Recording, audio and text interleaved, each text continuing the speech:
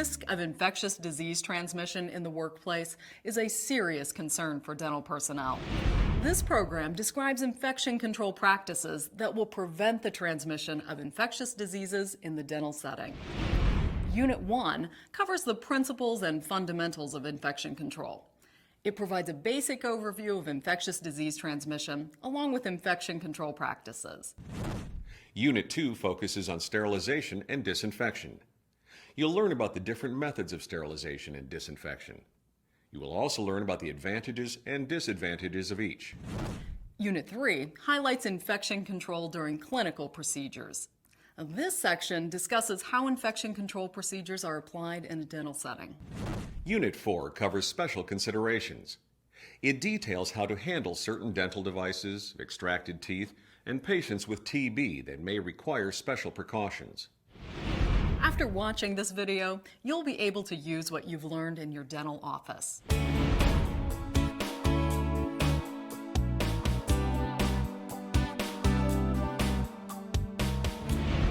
We'll begin with Unit 1, the principles and fundamentals of infection control. In order for infection to spread, 3 components are necessary: a causative agent, a susceptible host, and a mode of transmission. A causative agent is any microorganism that may cause a disease. These microorganisms, known as pathogens or infectious agents, may be found in human blood or other potentially infectious materials such as saliva. For dental workers, parenteral exposure to bloodborne pathogens such as hepatitis B and C poses the greatest concern. Now, parenteral exposure means the pathogen is transmitted when the skin or a mucous membrane is pierced. A susceptible host is a person who lacks resistance to a pathogen. Many factors influence a person's level of susceptibility, such as heredity, nutritional status, medications, or immunization status. Everyone in the dental office is a potential host. The third component is mode of transmission. A mode of transmission is how the infectious agent is spread. Examples of transmission include infectious blood entering another person's open wound, a contaminated dental instrument used on a patient, infectious spatter entering a mucous membrane, like the eye, or via the air when an infected person coughs or sneezes. All 3 components make up what's called the chain of infection. That means all 3, the causative agent, the susceptible host, and the mode of transmission, are necessary for the transmission of a disease. When one of the links in the chain is broken, the disease cannot spread. The objective of infection control is to break the chain of infection. In the dental office, you're able to put up barriers for protection and decontaminate surfaces and equipment that are potential modes of infection transmission. Also, utilizing personal protective equipment can help eliminate the mode of transmission. The risk of exposure to infection is always present during dental treatment. However, many diseases and infections can be prevented through vaccines. Immunizations reduce a person's susceptibility to a disease and makes them less likely to transmit it to others. While OSHA requires that dental offices offer hepatitis B vaccine to dental healthcare personnel, there are several others strongly recommended by the CDC, including influenza, measles, mumps, rubella, and chickenpox. Dental offices should have written policies designating which immunizations are recommended for the dental team. If you or a coworker is exposed via skin, eyes, mucous membranes, or parenteral contact with blood or any other potentially infectious material, a post-exposure evaluation and follow-up is essential. Your office should have a written protocol for taking a confidential exposure report. A designated infection control coordinator should take the report. To minimize the risk of exposure to blood or other potentially infectious material in the dental office, standard precautions should be implemented. Standard precautions is an approach to infection control that treats all blood and bodily fluids as if they were infectious. Standard precautions include the use of personal protective equipment. The use of personal protective equipment, or PPE, helps protect the skin and mucous membranes from exposure to blood or other potentially infectious materials. Personal protective equipment includes protective eyewear and clothing, masks, and gloves. Protective eyewear protects your eye's mucous membranes from spatter. They can include glasses or a face shield. When soiled, clean eyewear with soap and water. Protective clothing also includes lab coats, jackets, or aprons. They protect your street clothing as well as your skin. When performing a treatment that may cause spatter, OSHA requires a gown with long sleeves. Now, keep in mind that normal street clothing or scrubs are not considered personal protective equipment. Masks protect the mouth and nose of the wearer, while also protecting patients from microorganisms generated by the wearer. A mask should fit snugly, be changed between patients, and removed only by the strings. Use caution when removing the mask, as contaminated gloves must not touch your face or hair. Never let a mask hang from your neck. Gloves are the fourth form of personal protective equipment. Gloves are to be worn during a patient exam, treatment, or whenever you may come into contact with a contaminated surface, including during post-treatment cleanup. Gloves are always supposed to be changed and disposed of between patients. Hands should be washed before putting gloves on and after removing them. Never reuse gloves. If your glove is punctured or tears during treatment, you must dispose of the glove, wash your hands with an antimicrobial soap, and re-glove before resuming treatment. When disinfecting and cleaning up, utility gloves are appropriate. Utility gloves can be washed and reused. However, they're never to be used for patient care. Now, be aware that members of your dental team or your patients may have a latex allergy. Contact dermatitis can also be a problem for dental team members. Alternative non-latex gloves are an option in those instances. Oral surgery presents an opportunity for microorganisms to enter the vascular system and areas of the oral cavity that are normally sterile. The procedures can include tooth extraction, biopsy, or periodontal surgery. Implementing additional infection control practices can further reduce the chance for infection. Now, before the start of a surgical procedure, wash your hands with an antimicrobial soap or use a non-antimicrobial soap followed by an alcohol-based surgical hand scrub with persistent activity. Now, be sure hands are thoroughly dry before donning gloves. Use of a surgical hand antiseptic before donning gloves can prevent transmission of microorganisms if a tear to your glove occurs. If a tear to your glove occurs, gloves should be removed, followed by hand hygiene and re-gloving. Also, in addition to appropriate personal protective equipment, sterile surgical gloves should be worn. You can also double glove or wear glove liners. For surgical procedures, your dental office should utilize sterile water systems instead of the standard dental unit, which cannot guarantee sterile water. Sterile water systems often utilize a single-use disposable or autoclavable tubing.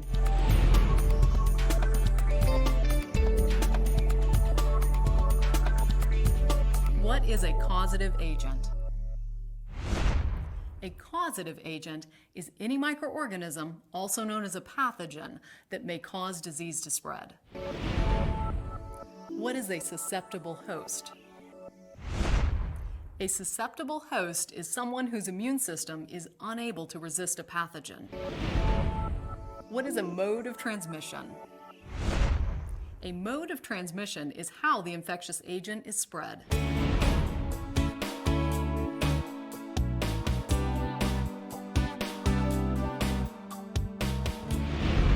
Unit 2 focuses on sterilization and disinfection. Due to the nature of dental treatments, contamination is a common occurrence. It occurs whenever instruments or equipment surfaces come into contact with a patient's saliva or blood.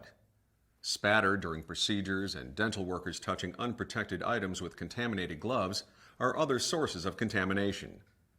To decontaminate the dental office, cleaning, disinfecting, and sterilizing are used to destroy the potentially infectious pathogens. Cleaning is physically removing debris from work surfaces, equipment, or instruments. Disinfection also kills microorganisms, but it may not be able to destroy bacterial endospores. Sterilization destroys all microorganisms, ranging from bacterial endospores to viruses. These methods for decontamination are essential in helping prevent the transmission of disease.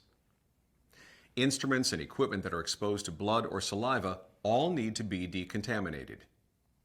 Instruments are divided into three categories: critical, semi-critical, and non-critical items.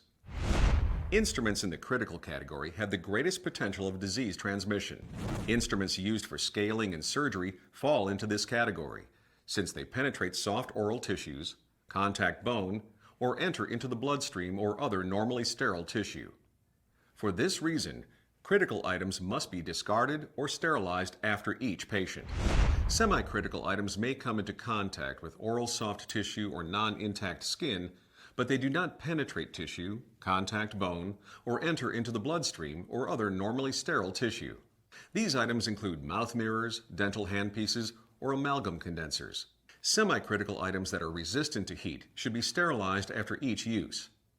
Semi-critical items that are not heat resistant should be decontaminated with a high-level disinfectant. Non-critical items, such as blood pressure cuffs, radiograph heads, or face bows, should be cleaned after use. However, if an item has contact with blood or other potentially infectious material, or is visibly soiled, it should be cleaned and disinfected with an intermediate-level disinfectant. Cleaning is the first step in the disinfection and sterilization processes. Cleaning removes organic matter and other debris, as well as reduces the number of microorganisms on dental instruments. Without effective cleaning, the subsequent disinfection or sterilization procedure will be compromised. Dental offices utilize sterilization in order to kill all microorganisms. This includes bacteria, viruses, protozoa, endospores, and fungi. There are three main types of sterilization: steam, dry heat, and unsaturated chemical vapor sterilization. In steam sterilization, steam at a high temperature and pressure is used to kill all microorganisms. Steam heat sterilizers or autoclaves have many advantages. They are economical and reliable, fast and simple to use, and they are able to sterilize instruments packaged in plastic or fabric, which helps keep the instruments in a sterile state once they are removed from the autoclave. The disadvantages of autoclaves are they may contribute to corrosion or rust, and they may damage plastics or dull sharps. To sterilize items that may be damaged by steam heat, dry heat sterilization is used. Materials typically sterilized by dry heat include orthodontic instruments and burrs. There are pros and cons to the use of dry heat sterilization. The advantages include they are inexpensive to use, easy to use, and cause no rust or corrosion. The disadvantages of dry heat sterilization include a longer processing time, extra time to load the instruments, and possible damage to items due to high temperature. As with other methods of sterilization, unsaturated chemical vapor sterilization has advantages and disadvantages. The advantages include a fast sterilization process, reliability, no rust or corrosion of metal items, and they can be used with paper packaged items. The disadvantages of chemical vapor sterilization include damage to certain plastics, a higher cost to operate, inability to penetrate fabric packaging, the need for good ventilation, and the need to dispose of the chemical solution as hazardous waste. Check your state and local disposal guidelines. When preparing items for sterilization or high-level disinfection, a processing area should be specified. Ideally, the processing area should be divided into 4 sections. Area 1 for receiving, cleaning, and decontamination. Area 2 for preparation and packaging. Area 3 for sterilization. And finally, Area 4 for storage. Cleaning is the first step in the decontamination process. It removes saliva, blood, or tissue which may interfere with sterilization. Instruments can be cleaned by scrubbing by hand with detergent and hot water or with an ultrasonic cleaner. Puncture-resistant gloves should be worn when scrubbing instruments by hand. In Area 2, items should be arranged and put onto preset trays or into plastic or fabric packages. Pre-packing items helps prevent contamination after sterilization. Area 3 is the sterilization area. Although sterilization techniques are typically reliable and effective, regular monitoring of the sterilization process ensures proper operation. Monitoring methods include a combination of mechanical techniques and chemical and biological indicators. Mechanical techniques include monitoring the gauges or displays on the sterilizer. Although accurate readings do not guarantee sterilization has occurred, an incorrect reading might be a warning sign of a problem. Chemical indicators are used to evaluate time and temperature of the sterilization cycle. External and internal indicators should be utilized for each load to help ensure sterilization conditions have been achieved. If the chemical or mechanical methods indicate that items may not have been sterilized properly, those items must be re-sterilized adequately before being acceptable for use. Storage is the fourth area of processing. To store sterilized items and clean dental supplies, designate an enclosed area. Packages containing sterile materials must remain dry and untorn. If a package has been potentially contaminated, the item must be re-sterilized and wrapped. Another method of decontamination is disinfection. While disinfection does not destroy all microorganisms, like sterilization, it plays an important role in the infection control process. Non-critical patient care items, such as countertop and drawer and light handles, are examples of items that might be disinfected. There are 3 levels of disinfection: high level, intermediate level, and low level disinfection. High level disinfectants can kill most microorganisms, but not necessarily all bacterial spores. High level disinfectants destroy organisms that cause tuberculosis.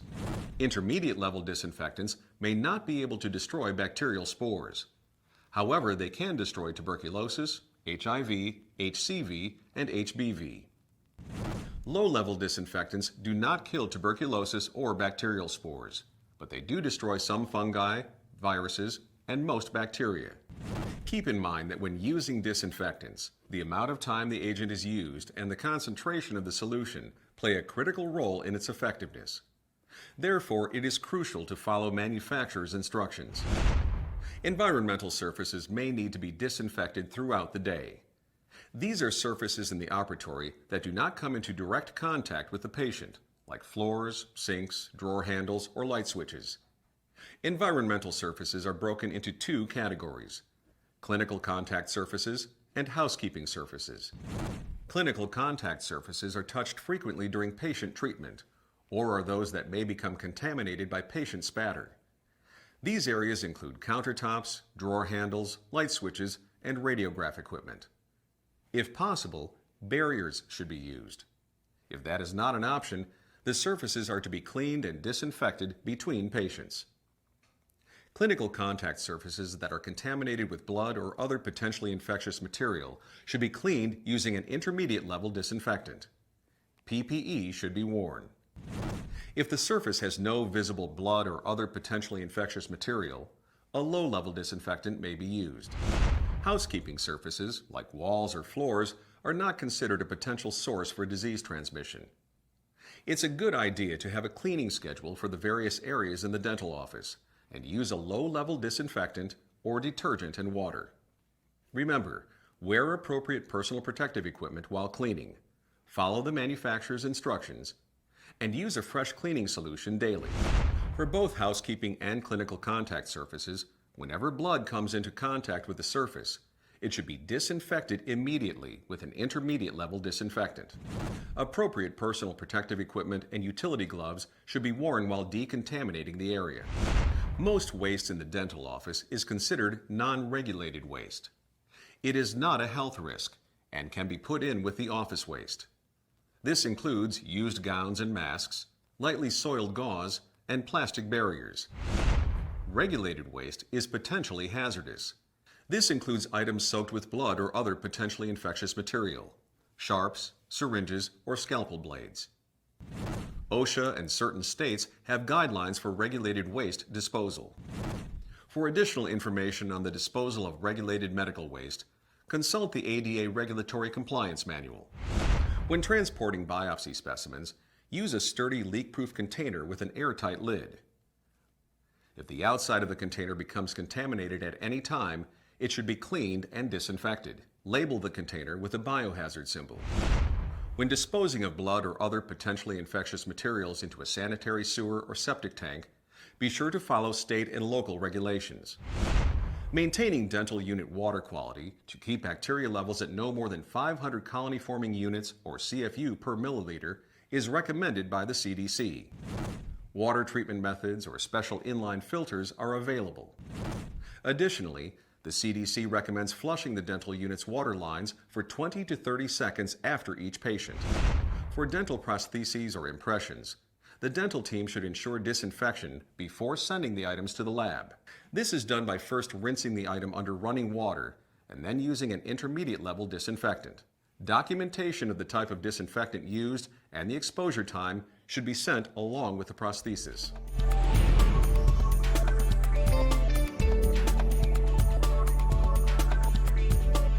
What is sterilization? Sterilization destroys all microorganisms, including viruses and bacterial spores. What is disinfection? Disinfection kills microorganisms, but it may not destroy bacterial spores. What are critical instruments? Critical instruments carry the greatest potential of disease transmission.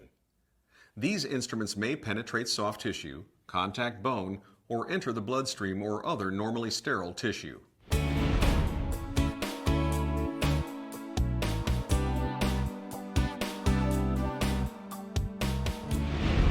Unit 3 covers how infection control is applied in the dental office. While watching this unit, think about your dental office. Each office is unique. Consider which topics apply to your office and start creating an infection control plan to best suit your dental office. Infection control procedures start during the pre-treatment phase. It's essential to begin the process before your first patient of the day arrives. It helps lower the risk of infection transmission, allows the dental session to run smoothly, and increases the effectiveness of post-treatment infection control. Start by removing all unessential items or equipment from the operatory. When possible, utilize pre-arranged tray setups.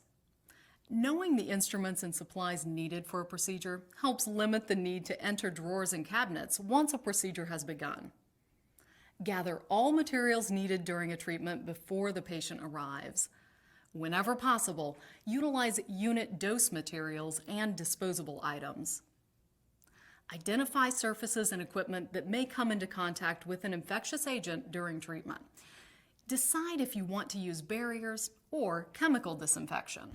Barriers are typically used on countertops, chair backs, light handles, radiograph equipment, and computers. The maintenance and care of water lines are essential. Be sure to follow manufacturer's instructions to prevent contamination of the water lines. And finally, wear appropriate PPE, in addition to washing hands thoroughly before the patient arrives for treatment. During radiographic procedures, an infection control plan should also be implemented. This is true for both digital and film radiographs. Utilize barriers to limit infection risks and to protect radiographic equipment. Place barriers on the overhead tube and the exposure control switch. Once radiographs are taken, dry the film to remove saliva or blood. Then, place the film in a cup to be taken into the developing area. In the darkroom, the technician should peel open the film and drop it out of the wrapping onto a level surface. When all the film has been opened, remove and dispose of the contaminated gloves. If possible, autoclave the X-ray unit's bite holder. If autoclaving is not an option, clean and disinfect the bite holder. Digital radiography sensors must also be decontaminated since they come into contact with patients' mucous membranes. Use FDA-cleared barriers and clean and disinfect the equipment with an intermediate-level hospital disinfectant. There are also infection control practices to put into place chairside. When using dental instruments, use caution when receiving, handling, or passing sharp instruments. By keeping the sharp edge of an instrument pointed away from you and your coworker, you can prevent cutting your glove or puncturing skin. The CDC discourages hand-to-hand transfer of sharp instruments. They recommend using a predetermined neutral zone or tray for placing and retrieving used sharps. Verbal announcements when sharps are placed in a neutral zone are also recommended. When handling syringes and needles, use caution, as a needle stick injury can be a cause of infection. Never recap a needle with two hands. Utilize the one-handed scoop method or a self-sheathing needle. Keep the tip of the needle away from you and your coworkers' bodies, and always dispose of needles in a puncture-proof container as soon as possible. During dental procedures, use a rubber dam whenever possible. A rubber dam will help reduce spatter and will help avoid direct exposure to the patient's respiratory secretions. Once the gloves are contaminated, avoid touching objects like unprotected equipment, light handles, drawer handles, and switches. Also, try not to enter drawers or cabinets. If you must enter a drawer or cabinet while wearing contaminated gloves, you must ask for help or utilize a barrier, like another glove or aluminum foil to enter the area. Or remove your gloves and wash your hands prior to entering the cabinet. You must then rewash and re-glove before continuing treatment. After the treatment is over and the patient has left, continue your infection control plan. Start by removing your contaminated gloves. Wash your hands and put on utility gloves. Keep all other personal protective equipment on during cleanup. Remove all disposable barriers and dispose of them. Unless they're soaked with potentially infectious waste, they can be disposed of with other office trash. For the disposal of waste, follow state and local regulations. Next, use bleach or another intermediate level surface disinfectant to clean all contact surfaces not covered by barriers. After disinfecting the operatory, it's time to remove your personal protective equipment. Start by removing the mask by the strings, not the mask itself. With gloved hands, remove your protective eyewear and clean it with soap and water. Again, use caution, as the contaminated gloves must not touch your face or hair. Protective clothing should be changed when visibly dirty or infected with spatter. Gowns should be placed in a designated container and washed in the laundry. Wash the utility gloves, remove them, and then wash hands for 15 seconds. It's now time to prepare the instruments for sterilization. Bring the tray with all the instruments to the cleaning area. Place each instrument one by one into a holding basket in a sink filled with soapy water. Scrub all the instruments with a long-handled brush while holding them away from your body. Rinse thoroughly and allow to dry. Remember to never pick up several instruments at the same time. This increases the risk of a sharps injury. Devices connected to a dental unit's air and water lines, such as high-speed dental handpieces, have the potential to retract a patient's oral fluids. After each patient, the air or water lines connected to the dental unit need to be flushed. Flush the line by discharging water or air for 20 to 30 seconds. Next, dispose of general waste, like soiled cotton balls, barriers, or gloves, in the trash. Regulated non-sharp medical waste, like blood-soaked items or surgically removed tissue, should typically be disposed of in a leak-resistant biohazard bag. Sharps should be put into puncture-resistant biohazard containers. For disposal of sharps, follow local, state, and federal regulations. If exposure to a potentially infectious material should occur, it is to be reported immediately to the infection control coordinator.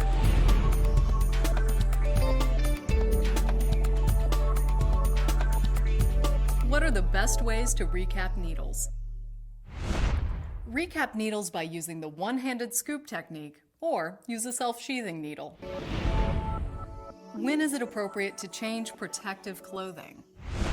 Protective clothing should be changed when visibly dirty or infected with spatter.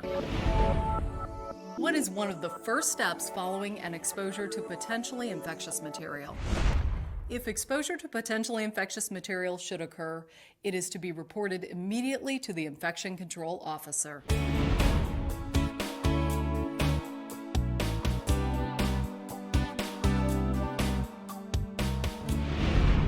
In Unit 4, you'll learn about special considerations that need to take place in the dental office. Care must be taken with dental instruments, using aseptic techniques to help decrease the risk of infection transmission. We'll first look at dental handpieces and other devices attached to air and water lines. Dental handpieces and other detachable devices connected to air and water lines must be heat sterilized between patients. Check the dental unit manufacturer's instructions for specific information on waterline cleaning and disinfection. The potential for patient materials to be retracted back into the patient's mouth can also be found with saliva ejectors. This may happen when other high-volume evacuation equipment is used at the same time. It can also result from a partial vacuum created when a patient closes his or her lips around the ejector's tip, or when the suction tubing is held above the patient's mouth. The dental team should take measures to help prevent a backflow of saliva. For example, by telling patients not to close their lips tightly around the tip of the saliva ejector to evacuate oral fluids. When using parenteral medications, be sure to follow aseptic techniques. Whenever possible, use parenteral medication packages in single-dose vials. If using a multi-dose vial, clean the top with a 70% solution of alcohol prior to inserting a sterile needle or syringe. Single-use or disposable devices are to be used on one patient only. They can include syringe needles, saliva ejectors, or prophylaxis cups. Prompt disposal after use is recommended. Pre-procedural antimicrobial mouth rinses can be used to help reduce microorganisms in a patient's mouth. This reduces potential exposure to microorganisms from spatter, as well as reduces the number of bacteria that may enter a patient's bloodstream during treatment. However, there is no evidence that this practice prevents clinical infections in healthcare workers or patients. Extracted teeth should be disposed in medical waste containers. Extracted teeth containing amalgam should be recycled together with infectious amalgam waste. They should not be heat sterilized or incinerated. Extracted teeth can also be returned to the patient without decontamination. Additionally, the dental team must be aware of the potential risk of infection due to tuberculosis, or TB. TB is transmitted through the air by speaking, sneezing, coughing, or singing. If you believe a patient may have an active TB infection, you should recommend that he or she visit the hospital immediately. Members of the dental team should undergo a screening for TB with a tuberculin skin test at the beginning of employment.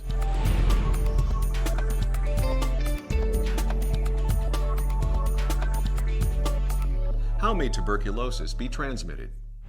An individual can only spread tuberculosis if they have an active infection. TB is transmitted through the air by speaking, sneezing, coughing, or singing. Why are disposable devices, such as syringe needles and saliva ejectors, to be used only on one patient?